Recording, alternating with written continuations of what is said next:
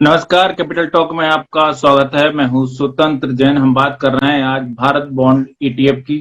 Bharat bond ETF लगभग 1 महीने से लगातार चर्चा में है और इसके चर्चा के कारण है कि अ, एक ऐसा सुरक्षित निवेश इसको रूप देखा जा रहा है जिसमें आपको काफी अच्छा रिटर्न बैंकों से एफडी से अच्छा रिटर्न मिल रहा है, सुरक्षित तरीके से मिल रहा है और उसमें आपको सरकार के मतलब एक तरीके से जिसको कहा जाता है भारत के लोगों में कहा जाता है कि सरकार में आप निवेश कर रहे हैं तो आपका सुरक्षित है और वो भी एक्सचेंज मतलब वो निवेश भी हो रहा है आपको एक काफी लिक्विड वे में कि आप जब चाहे निकाल भी सकते हैं।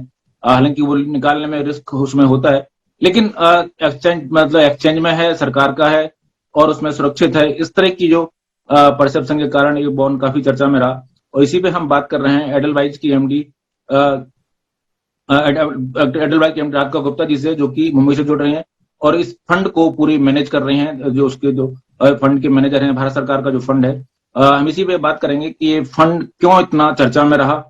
लगातार पिछले 2 ट्रांचे थे उसके, वो भी चर्चा में रहे, काफी चर्चा में रहे और उसके बाद फिर नया बॉन्ड है वो भी काफी चर्चा में रहा। मैं आपको राधिका जी आपका बहुत बहुत स्वागत है इस चर्चा में, इस शो में। सबसे पहले मैं आपको कुछ हेडलाइन 2-3 बता दे रहा हूँ जो मैं चाहूंगा कि आपको क्या लगता है कौन से आपके जो बॉन्ड है वो फिट बैठता है उसमें। एक है हेडलाइन अखबारों में चल रही है, केंद्र सरकार दिसंबर में देगी बम्पर कमाई का मौका।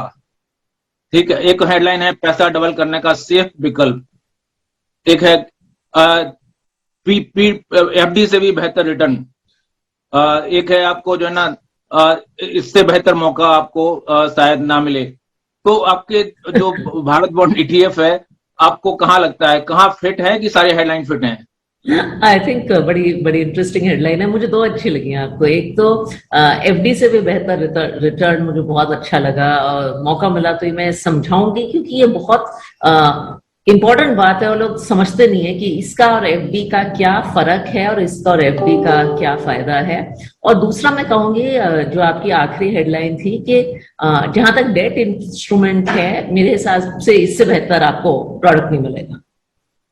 ओके, तो मतलब पैसा डबल करने का सेफ विकल्प आपकी नजर में एक कैंसिल हो गई हेडलाइन, मान लिया जाए क्या?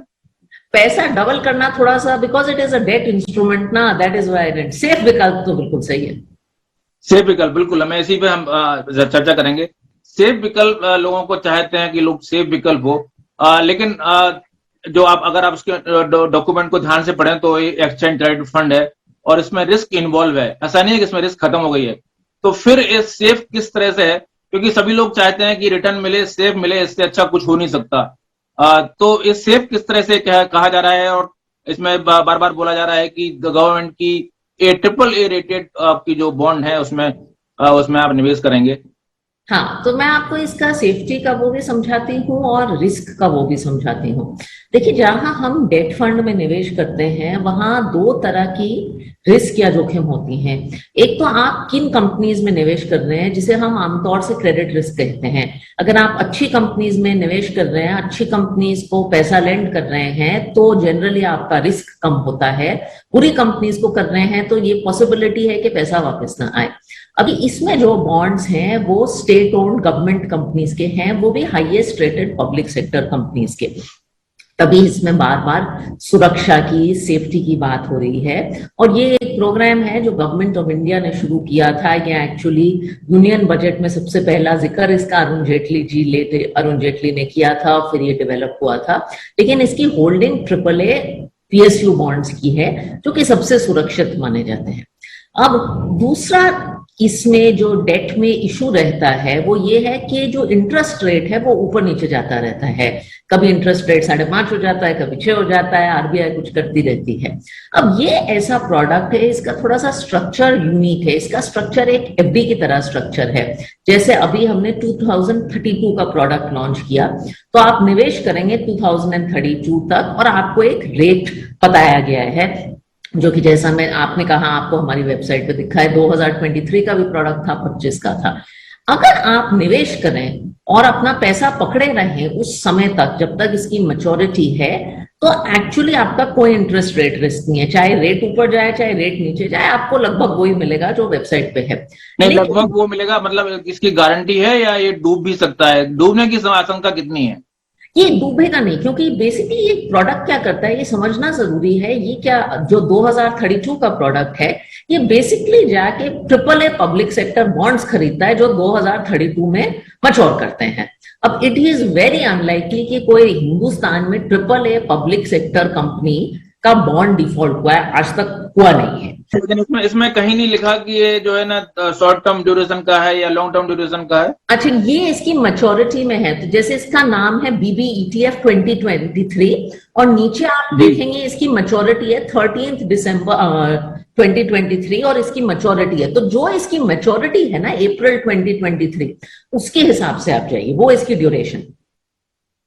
ओके, तो मतलब लॉन्ग ड्यूरेशन का फंड होगा, उसमें मैच्योरिटी ज्यादा होगी। हाँ जी। तो इसमें और आपने जो नया एफओ लाया, जो नया आपने एक और नया एफओ जिसको आप बता रहे हैं 17 तारीख को लिस्ट होगा, इसमें और उसमें क्या अंतर होगा दोनों में? इसमें वही रेट आएगा फिर? मतलब मैं किस में निवेश करूं? आप कैसे आप डिसाइड करेगा कोई निवेशक? तो ये वाला है, जैसे अभी आपको लास्ट वाला जो हमारी वेबसाइट पे दिख रहा है वो 2031 है, जो अभी लॉन्च हुआ है वो 2032 है, उसका रेट 6.78 है, वो 6.7, हाँ, तो वो 6.81 या 6.82 के अराउंड होगा। हमारा ये एंडेवर है कि हम हर साल लॉन्च करते रहें और आपके पास पूरी बास्केट बन जाए। फिर आप अपना टाइम होराइजन देखिए, आप अपने पैसों का गोल देखिए। देखिए, निवेश में ना गोल बहुत जरूरी होता है। जब हमारे पास 100 रुपए होते हैं फिक्स्ड इनकम में निवेश करने के, कुछ रुपए हमें 1.5 साल के बाद चाहिए होते हैं, कुछ 3 साल के बाद चाहिए होते हैं, कुछ 8 साल के बाद, कुछ 9 साल के बाद। हमारी ये कोशिश है आपको जब भी निवेश करना है, जिस भी दौरान, हमने उसके लिए आपके लिए एक प्रोडक्ट बना के रखा है, आप अपनी कंफर्ट के हिसाब से चूज करिए और अलग अलग टाइम के अलग अलग रेट हैं। लंबे समय तक पैसा डालेंगे तो रेट उसका बेटर होगा, छोटे समय तक पैसा डालेंगे तो रेट उसका कम होगा। ओके, तो अगर कोई आदमी इसमें कितना निवेश कर सकता है? 1000 रुपए कर सकता है, लाख कर सकता है? कोई लिमिट है, मिनिमम लिमिट और मैक्सिमम लिमिट है क्या? तो इसका मिनिमम 1000 रुपए है और मैक्सिमम लिमिट कोई है नहीं। एंड आई थिंक 1000 रुपए में it is probably the most convenient है। अगर आप खुद ये बॉन्ड्स खरीदने जाएं इंडिविजुअली तो आप 1000 रुपए में एक बॉन्ड भी नहीं खरीद पाएंगे। भारत बॉन्ड ETF की उसमें एक आम हिंदुस्तानी 1000 रुपए में ये सारे बॉन्ड्स में निवेश कर सकता है। बिल्कुल। इसमें जो बार बार बात कही जा रही है कि भारत सरकार की AAA कंपनियों के निवेश इसमें होता है, तो हमारे दर्शकों को अगर आप समझा सकते हैं कि AAA कैटेगरी, संक्षेप में, बहुत समय हम इसमें ना लाएं, AAA कैटेगरी कौन सी कैटेगरी है, कौन डिसाइड करता है और ये क्यों इतनी अच्छी मानी जा रही है? हाँ, तो देखिए, जहां कंपनीज होती हैं, एक तो वो निवेश है जो सरकार करती है, जो डायरेक्ट गवर्नमेंट ऑफ इंडिया करती है, उसको GSEC कहते हैं। उसके बाद जो हाईएस्ट रेटेड कैटेगरी है वो AAA है। इसको हिंदुस्तान की सेबी रेगुलेटेड रेटिंग एजेंसीज जैसे क्रिसिल है, इक्रा है, रेटिंग देती हैं। और जो सारी रेटिंग कैटेगरीज हैं, रेटिंग D से लेके AAA तक जाती हैं। AAA सबसे हाईएस्ट रेटिंग मानी जाती है उन कंपनीज की जो हमेशा अपने इंटरेस्ट पेमेंट्स टाइम पे देती हैं, जिनकी क्रेडिट क्वालिटी अच्छी है, बेसिकली हाईएस्ट रेटिंग जिसे कहते हैं। और इसमें भी हम सिर्फ AAA सरकारी कंपनीज कर रहे हैं जिनका सेंट्रल गवर्नमेंट का कंट्रोल और मैनेजमेंट है। ओके, तो इस तरह से काफी सुरक्षित निवेश हो गया है। तो ये FD से बेहतर हो गया है फिर तो क्या ये मान लिया जाए कि FD छोड़ के सभी लोगों को इसमें शिफ्ट हो जाना चाहिए? आप ये मतलब अगर हम कहें दर्शकों से कि FD में क्यों पैसा आप गंवा रहे हैं, FD में तो आपको 5% नहीं मिलता, इसमें लिक्विड, इसमें आपको फ्री काफी कुछ आपको आसानी भी रहती है पैसा निकालने में, बैंकों में तो आप टैक्स भी बहुत ज्यादा कट जाता है। तो क्या आप सेफली ये कह सकते हैं कि बैंक से बहुत अच्छा रिटर्न ऑप्शन है और आप बजाय बैंक के आप भारत बॉन्ड में जाएं?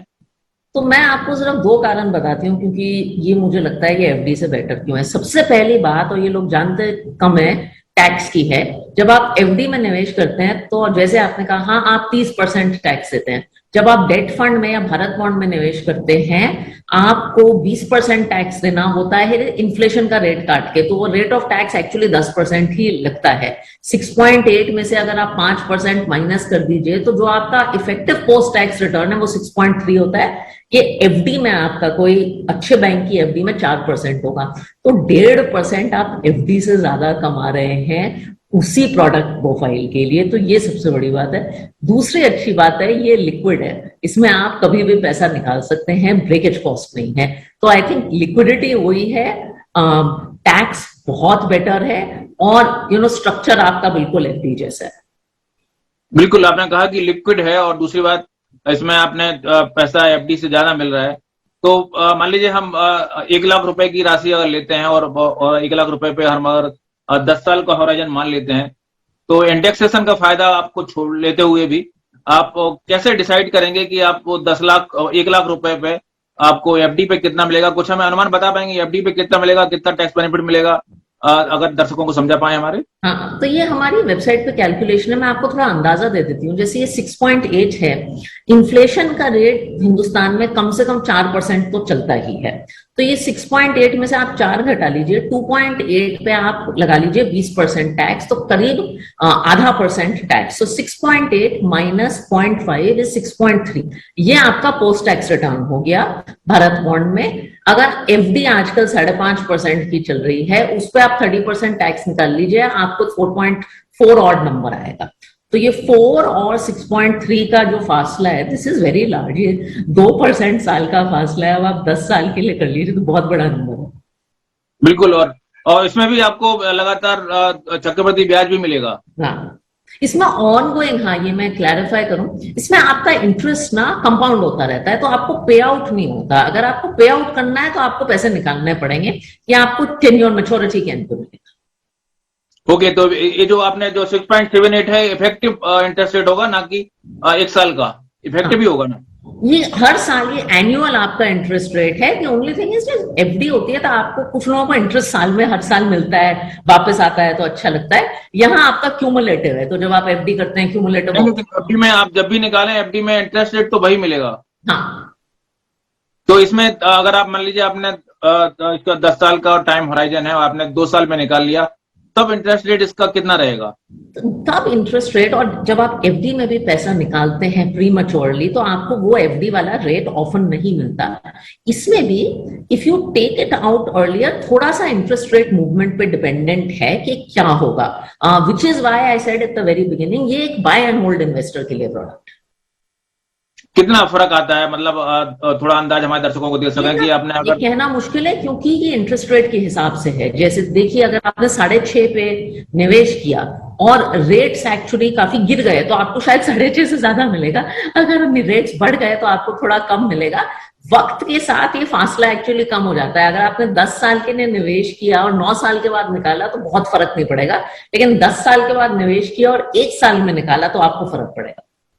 अच्छा, इसमें बार बार बॉन्ड यील्ड से इसका कनेक्शन जोड़ा जाता है। बॉन्ड यील्ड से इसका क्या कनेक्शन है कि बॉन्ड यील्ड गिर गई है, अब आप जो है ना इसमें निवेश करें, ज्यादा फायदा होगा, इसमें निवेश ना करें? वो थोड़ा सा गणित हमारे दर्शकों को समझा सकें कि बॉन्ड यील्ड से इससे क्या रिलेशन है इसका, जो जीसेक के बॉन्ड जी। तो जो किसी भी डेट फंड का, या जब आप एफडी भी बुक करने जाते हैं, तो इसका रेट कैसे तय होता है? जो प्रिवेलिंग मार्केट में इंटरेस्ट रेट होता है, जीसेक यील्ड होती है, बॉन्ड यील्ड होती है, दैट टेल्स यू कि सरकार किस रेट पे बोरो करती है। अच्छी कंपनीज भी उस रेट पे थोड़े से ज्यादा से बोरो करती हैं।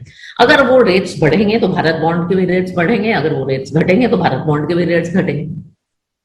ओके, तो जी फिलहाल चर्चा में वक्त है एक ब्रेक का। ब्रेक के बाद लौटेंगे तो बात करेंगे कि ईटीएफ बार बार पिछले कई सालों से चर्चा में है। ईटीएफ म्यूचुअल फंड काफी कुछ लोगों में कंफ्यूजन भी रहता है, इस पर बात करेंगे। और भारत बॉन्ड किस कैटेगरी में, क्या है दोनों कैटेगरी में आता है, और दोनों कैटेगरी में आता है तो एक किस तरह से उससे ज्यादा आकर्षक बन जाता है? कहीं मत जाइए, लौटते हैं छोटे से ब्रेक के बाद।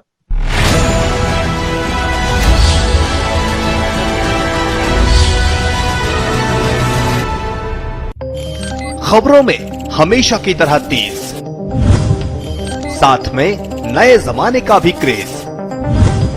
सिटी पेजों की खबरें अधिक उपयोगिता ली, आकर्षक प्रस्तुति और फटाफट रीडिंग शैली, खबरों की संख्या भी ज्यादा, प्रिंट, टीवी और डिजिटल के साथ 360 डिग्री कवरेज। महिलाओं और युवाओं के लिए नए जमाने से जुड़ी उपयोगी सामग्री व विशेष कॉलम। पढ़ते रहिए राजस्थान पत्रिका।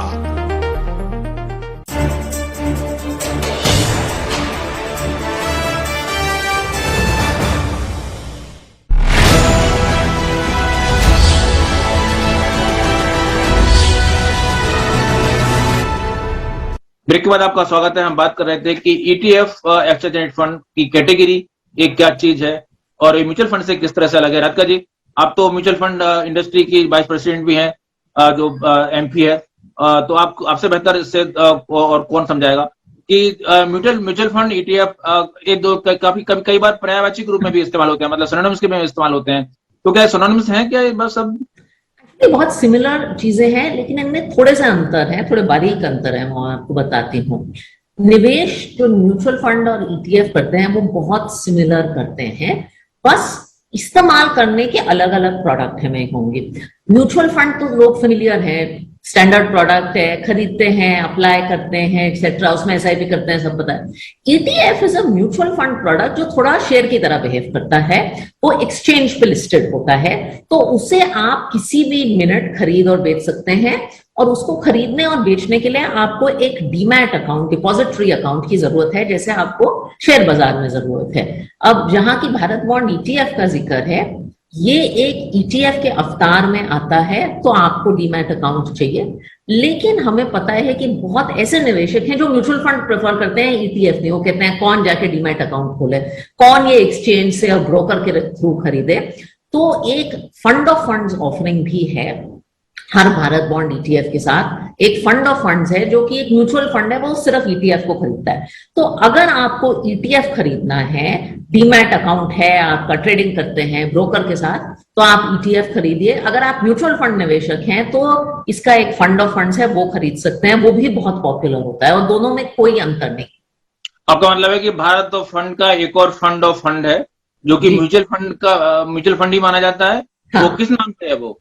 तो वो भारत बॉन्ड FOF होगा। अगर आप हमारी वेबसाइट पे भी देखें तो आपको भारत बॉन्ड ETF खरीदने का ऑप्शन मिलेगा और Bharat bond fund of fund खरीदने का वेबसाइट ऑप्शन मिलेगा।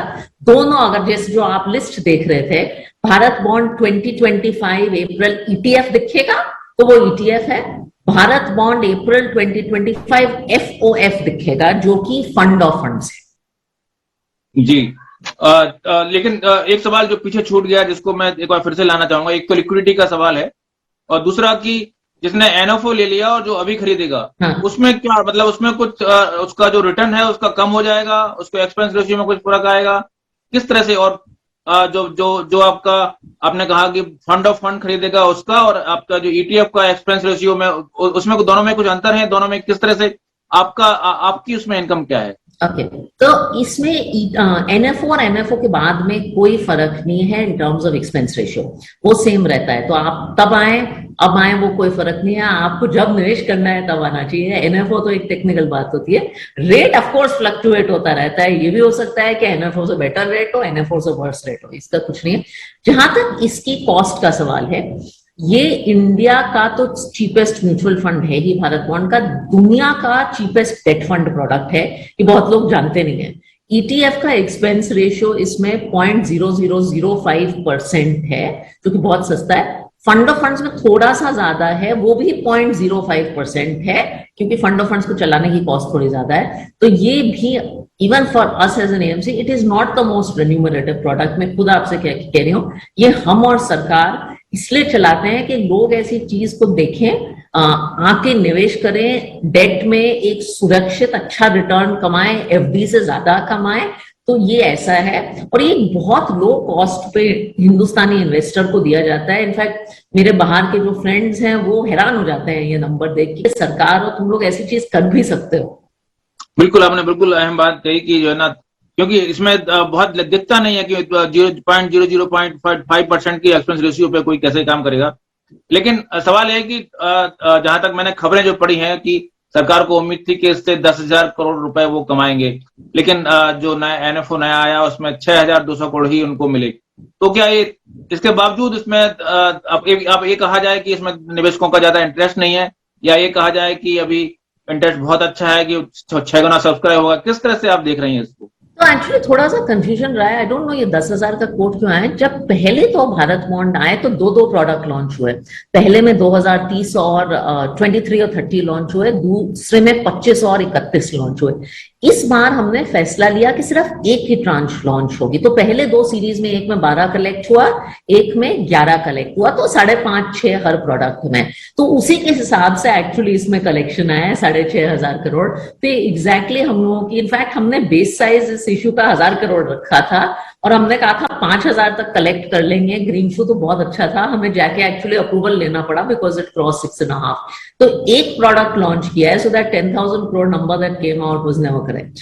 कहीं बताइए, लौटते हैं छोटे से ब्रेक के बाद।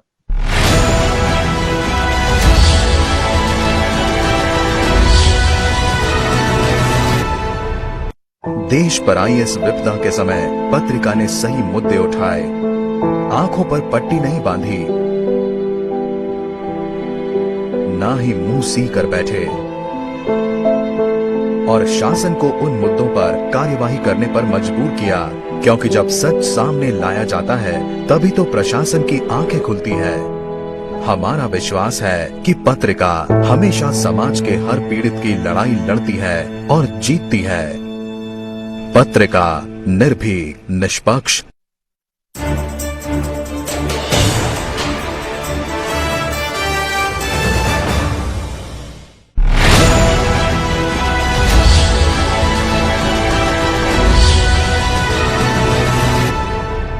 ब्रेक के बाद आपका स्वागत है। हम बात कर रहे थे कि ETF एक्सचेंज ट्रेडेड फंड की कैटेगरी एक क्या चीज है। बिल्कुल आपने एक शब्द का इस्तेमाल किया अभी, ग्रीन शू। ये हमारे दर्शकों को ज्यादा जानकारी नहीं है। मैं भी इसमें सोच रहा था कि थोड़ा सा विस्तार से अगर हमें बता सकें, चूंकि आपने नाम ले लिया तो थोड़ा समझा सकें ग्रीन शू क्या चीज है। तो 1,000 करोड़ का हमने कहा था हम मिनिमम इश्यूएंस करेंगे। उसके ऊपर हमने कहा था कि 4,000 करोड़ अगर और लोग देना चाहें तो हम लेंगे। तो टोटल 5 की हमारी लेने की उम्मीद थी, लेकिन 5 से ज्यादा आया, 6.5 आया। तो हमने जाके फिर अप्रोप्रिएट अप्रूवल्स लेके 6.5 ले आए। अच्छा, इसमें मतलब आपका टारगेट था 5,000? हाँ जी, हाँ जी। ओके, तो मतलब उम्मीद से बेहतर रहा आपकी? उम्मीद से बेहतर रहा, उम्मीद से काफी बेहतर रहा। ओके, इसमें आपने बार बार एक बात बार है कि लिक्विडिटी इसमें काफी है। तो जो फंड ऑफ फंड में लिक्विडिटी और इसमें लिक्विडिटी की आप तुलना करें तो दोनों में किसमें ज्यादा लिक्विडिटी है? आइडेंटिकल है। आइडेंटिकल। आई थिंक निवेशकों के लिए ये जानना जरूरी है कि फंड ऑफ फंड और ETF में कोई फर्क नहीं है। एक्सपेंस रेशियो का फर्क है बस, और एक म्यूचुअल फंड की तरह चलता है, एक शेयर की तरह चलता है बस। लेकिन जो मेरी परसेप्शन है कि आपको एक्सचेंज मतलब आप शेयर मार्केट में पैसा निकालते हैं तुरंत आ जाता है, एक दिन में ही आ जाता है, लेकिन फंड ऑफ फंड में शायद इसमें टाइम, मतलब म्यूचुअल फंड में थोड़ा टाइम लगता है, 2-3 दिन लगते हैं। ये सच है क्या? 1 दिन लगता है। ओके, 1 दिन लगता है। ETF इंस्टेंट होता है और इसमें 1 दिन लगता है। तो लिक्विड मतलब ETF ज्यादा लिक्विड होंगे? हाँ, तो ETF में आप इंट्राडे भी कर सकते हैं, वो फ्लेक्सिबिलिटी यस ETF स्ट्रक्चर में है, लेकिन फंडामेंटली दोनों के पोर्टफोलियो सेम।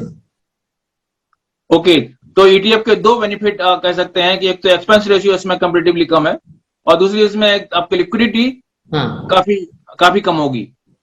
तो आई वुड नॉट से काफी कम होगी, आई वुड से ETF में आपको इंट्राडे लिक्विडिटी मिलती है, फंड ऑफ फंड्स में आपको वंस अ डे लिक्विडिटी मिलती है। लिक्विडिटी मतलब कम होगी, मतलब तुरंत बहुत मिल जाएगा, ज्यादा जल्दी। करेक्ट। मतलब है कि लिक्विडिटी मतलब तो आप इंट्राडे कर रहे हैं तो तुरंत निकाल सकते हैं। हाँ, करेक्ट। ओके, तो आपका जो है ना आगे आपने मैं आपकी वेबसाइट देख रहा था, उसमें बहुत सारे आपके आगे आने वाले हैं प्रोजेक्ट, मतलब भारत बॉन्ड आने वाले हैं, तो उसके बारे में आप क्या कहेंगे? भारत बॉन्ड ETF 2025 भी है, ये आगे वाले आपके आगे चरण है या हो चुके हैं पहले, क्या है इसमें? तो अभी आगे का आउटलुक देना तो मुश्किल है, लेकिन मैं ये कहूंगी कि 2 साल हो गए हैं, 40,000 करोड़ का प्रोग्राम हो गया है। निवेशकों से बहुत प्यार मिला है इस प्रोग्राम को। इनफैक्ट हर साल हमसे पूछा जाता है कि ये सीरीज आपकी आएगी। तो आई थिंक हमारी और सरकार की बहुत कमिटमेंट है इस प्रोग्राम के लिए। हम लोग बहुत खुश हैं जैसे इसने इतनी जल्दी इतना ग्रो किया है। तो आई एम श्योर हम इस प्रोग्राम को कंटिन्यू करेंगे और चाहेंगे कि और हिंदुस्तानी निवेशक अवेयरनेस थोड़ी बढ़े इस प्रोग्राम की कि ये क्या हो रहा है, क्या अवेलेबल है, और इसमें निवेशकों की गिनती बढ़ती जाए। मेरी तो यही उम्मीद रहेगी। आपका मतलब है जो आपकी वेबसाइट पे दिख रहा है वो आपके पुराने जो लॉन्च हो चुके हैं, जो पुराने आपके ETF आ चुके हैं वो दिख रहे हैं, आगे की वो योजना नहीं है, वो सिर्फ आपके उनका नाम है, वो उनका नाम है, वो जो जिस वर्ष में वो मैच्योर हो रहे हैं। हाँ, बस अभी न्यू लॉन्चेस का तो अभी कुछ हमने जिक्र नहीं किया है, लेकिन जरूर होंगे, ऐसी बात नहीं है, जरूर होंगे। ओके, तो जैसे आपने आज निवेश किया है, आज निवेश करने में जो उसकी एनएवी दिखती है किसी को, वो एनएवी उसी पे मिलेगा उसको? हाँ, तो वो जो एनएवी पे है, जैसे म्यूचुअल फंड आप खरीदते बेचते हैं एनएवी पे, तो वैसे ही होगा। वैसे भी होगा, और वो आपको आपकी वेबसाइट से भी खरीद सकते हैं? हाँ। या हाँ, बिल्कुल, आप हमारी वेबसाइट से अगर आप लॉग इन करें तो आप ETF भी खरीद सकते हैं, फंड ऑफ फंड्स भी खरीद सकते हैं। मतलब आपको शेयर मार्केट में जाने की जरूरत नहीं है, आपको सिर्फ जो है ना आपकी वेबसाइट से जाके खरीद सकते हैं। हाँ, बिल्कुल। और इसमें कंसर्न क्या है? सबसे बड़ी बात है कि हमने तो फायदे तो गिन लिए, लेकिन इसमें मतलब अगर एक निवेशक को आप चेतावनी देना चाहें, सावधान करना चाहें कि इसमें आपको इन चीजों को जरूर ध्यान रख लेना चाहिए ETF में निवेश करने पहले, तो आप क्या कहेंगे? So I think two things. I think one thing I would say is one, this is a safety product. So if you are looking for very high risk and पैसा डबल in 2 years, तो ये वो product नहीं है। दूसरा मैं ये कहूंगी, ये एक बाय एंड होल्ड इन्वेस्टर का प्रोडक्ट है, ये बहुत शॉर्ट टर्म प्रोडक्ट नहीं है। बस ये 2 बातें याद रखिए। बाय एंड होल्ड, ओके, मतलब आपको रुकना पड़ेगा। हाँ, आपको आप अपना गोल के हिसाब से समय देख के निवेश करिए, जितना लंबा टेन्योर है। तो अगर आपको 2 साल का पैसा डालना है, 2023 में डालिए, आप 31 में मत डालिए। ओके, तो इसको आप कंपेयर करना चाहें म्यूचुअल फंड की दूसरे प्रोडक्ट से, कोई और किसी और इन्वेस्टमेंट से, तो आप क्या किस कैटेगरी के प्रोडक्ट्स के जिसको समझा सकें लोगों को कि किससे? एफडी तो एक सामान्य चीज होगी, लेकिन इसके अलावा और भी किसी से कंपेयर कर सकते हैं? अरे, आप डेट म्यूचुअल फंड से कंपेयर कर सकते हैं। पुराने टाइम में एक FMP प्रोडक्ट आता था, उससे कंपेयर कर सकते हैं। लेकिन मुझे लगता है कि डेट म्यूचुअल फंड्स में काफी यूनिक है। एक इसका कॉस्ट स्ट्रक्चर, एक इसकी सरकारी बैकिंग, एक इसका साइज, तो थोड़ा सा अलग है। ओके, और आपको एडलवाइज को उसमें क्या मिल रहा है? क्योंकि उसका एक्सपेंस रेशियो बहुत कम है। हाँ। तो ठीक है, इसमें निवेश आ रहा है, सरकार इसमें लोगों का निवेश आ रहा है, काफी कुछ आपने बताया कि बड़ा निवेश, उम्मीद से बेहतर निवेश आ रहा है, लेकिन इसमें एडलवाइज को इसमें क्या मिल रहा है? क्या एक्सपेंस रेशियो सेटिस्फैक्टरी है, या आप चाहेंगे कि जब अगली बार इसका एक और NFO आए तो उसमें ज्यादा एक्सपेंस रेशियो आप चाहेंगे? नहीं, हम बहुत खुश हैं। एंड आई थिंक ये हमारे लिए बड़े गर्व की बात है कि हमें सरकार ने चुना इस काम के लिए। और हमें क्या मिल रहा है, हमें निवेशकों को एक प्रोडक्ट क्रिएट करने की अपॉर्चुनिटी मिल रही है। इसके चलते चलते डेट फंड इंडस्ट्री बढ़ी है, जो फिक्स्ड इनकम डेट ETFs हैं वो बढ़े हैं। हमने भारत बॉन्ड के अलावा बहुत और डेट ETFs लॉन्च किए हैं, उसमें भी हम मार्केट लीडर हैं। बहुत लोग हमें इस कारण जानते हैं, हमारे और प्रोडक्ट्स में आए हैं भारत बॉन्ड के बाद। तो हमें तो जितना फायदा इसका हुआ है, मैं आपको क्या बताऊं। बिल्कुल, तो क्यों क्या एक आजकल मार्केट काफी अच्छा चल रहा है, और मार्केट में जो है ना लोग म्यूचुअल फंड में काफी कमा भी रहे हैं, तो क्या कुछ आप अतिरिक्त कारण बताना चाहेंगे कि आप म्यूचुअल फंड में निवेश करें या फिर ETF में निवेश करें जो भारत बॉन्ड ETF है, या फिर म्यूचुअल फंड में आपको ज्यादा लालच की ओर जाएं? कोई आप इस पर कुछ कहना चाहेंगे? तो मैं प्रोडक्ट्स की बात नहीं करूंगी, मैं ये कहूंगी कि ये आजकल का जो दौर है उसमें इक्विटी मार्केट्स में बहुत अच्छे रिटर्न मिल रहे हैं, जैसे आपने कहा, और इक्विटी में जरूर निवेश करना चाहिए। लेकिन निवेश ऐसी बैलेंस डाइट की तरह होता है। आप सिर्फ कार्ब नहीं खा सकते, कार्ब भी खाना चाहिए, प्रोटीन भी खाना चाहिए। ऐसे सेफ्टी प्रोडक्ट भी होना चाहिए और ग्रोथ प्रोडक्ट भी होना चाहिए। तो इक्विटी के साथ आपका डेट प्रोडक्ट भी होना चाहिए, क्योंकि इक्विटी आपको ग्रोथ देता है, डेट आपको सेफ्टी देता है। दोनों तो कितना परसेंट आप लोग चाहेंगे, आप कहेंगे कि आपको इतना परसेंट आपका पूरे निवेश के आपके बास्केट में इतना परसेंट आपका भारत बॉन्ड या ETF डेट में होना चाहिए, भारत बॉन्ड में होना चाहिए? ये क्या ना, मेरे लिए मुश्किल है। आई थिंक ये डेट और इक्विटी का जो स्प्लिट है वो हर निवेशक के लिए अलग होता है, उसकी जोखिम लेने की उसके हिसाब से होता है। लेकिन जहां डेट में आप निवेश करना चाहें, ये आपका बहुत अच्छा कोर सोल्यूशन हो सकता है। तो जितना पैसा आप डेट में डालना चाहें, उसके हिसाब से ये बहुत अच्छा सोल्यूशन हो सकता है।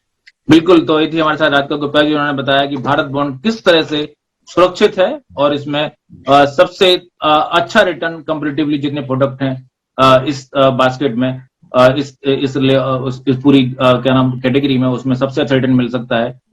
तो राधिका जी हमारे साथ जुड़ी, बहुत बहुत धन्यवाद। आप देखते रहिए पथकड़ी। नमस्कार।